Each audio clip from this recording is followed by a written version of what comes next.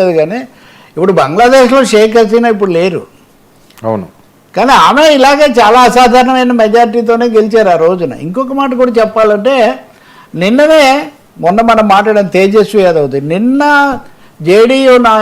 RJD నాయకులు ఈ ఎన్నికల ఫలితాలు కౌంటింగ్ వెనక తారుమారైతే జెన్ జెడ్ ఉద్యమం లాంటిది వస్తుంది రాష్ట్రంలో, ఇది ఇంతటితో ఆగదు అన్నారు. గతంలో బీహార్లోనే ప్రజాస్వామ్య పునరుద్ధరణ ఉద్యమం ఇట్లాంటివి వచ్చాయి.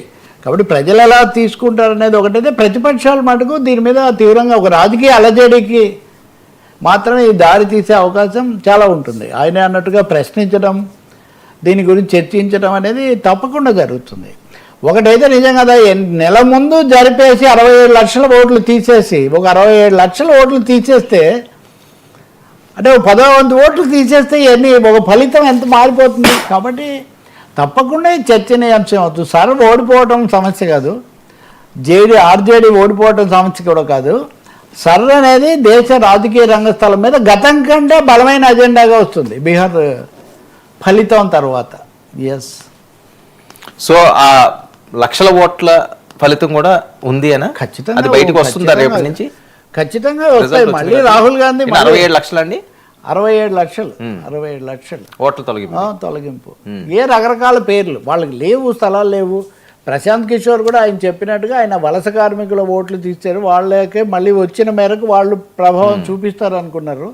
మరిన్ని వివరాలు వస్తాయి కదా, ఇప్పుడిప్పుడే వివరాలు వస్తున్నాయి. కాబట్టి ఇంతటితోనే ఈ కథ అవ్వదు. రాజకీయం కేవలం ఎన్నికలు ప్రభుత్వాలతోనే అవ్వదు కదా, ప్రాసెస్ ప్రక్రియ, రాజ్యాంగ ప్రక్రియ జరుగుతుంటుంది. సుప్రీంకోర్టు ముందు ఇప్పటికి కూడా సర్ అనేది ఉంది. ఆ కేసులో ఇంకా వాళ్ళు పూర్తి తీర్పు ఇవ్వలేదు. అందుకనే ఆంధ్రప్రదేశ్లో కూడా నిన్ననే సర్ అమలు చేయడానికి ఎన్నికల సంఘం శిక్షణా తరగతులు ఇవన్నీ మొదలుపెట్టింది వాస్తవంగా. కాబట్టి ఈ సర్ అనేది ఏంటి, ఎక్కడి నుంచి వచ్చింది, 2003 ప్రాతిపదిక ఏంటి? మీకు ఏదైనా ఇప్పుడు ఈ కాగితం ఉందంటే దీన్ని రెన్యూ చేసేది ఉన్నదాన్ని చేస్తారు, కానీ ఇది కాదు నీవు 20 ఏళ్ల కిందటి కాగితం తీసుకొని రా, అప్పటిది మేము రెన్యూ చేస్తాము అంటే ఎలా కుదురుతుంది? సో ఈ కొన్ని ఫండమెంటల్ క్వశ్చన్స్ తెచ్చింది. బహుశా మిగతా వాళ్ళు కూడా కలుస్తారు.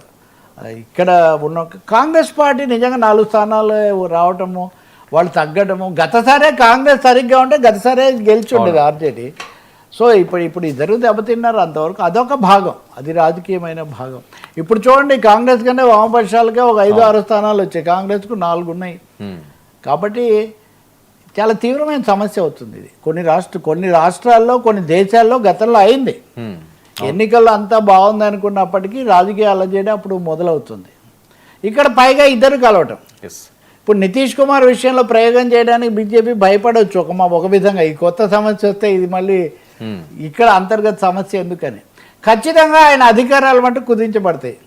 ఓకే, ఆయన పూర్తిగా దీన్ని బట్టి నడవాల్సి వస్తుంది. మీరు ఒకటి గుర్తించండి, బీహార్లో నిమో ఉన్నాడంట అధికారంలో, ఆంధ్రప్రదేశ్లో నమో ఉన్నాడంట. నిమో అంటే నితీష్ కుమార్ మోడీ అంట, నమో అంటే నారా చంద్రబాబు నాయుడు మోదీ అంట. ఇది బీజేపీ వాళ్ళు ఇస్తున్న నిర్వచనం. నిమో నమో అనే ఒక కొత్త రాజకీయం వాళ్ళు దేశంలో తీసుకొని వస్తున్నారు. గెలవచ్చు, గెలిచిన వాడు మొనగాడు అన్నట్టుగా గెలిచారు, అందులో పెద్ద ప్రశ్నే ఉంది. కానీ ఇంకా మిగతా విషయాలు తర్వాత మొదలవుతాయి.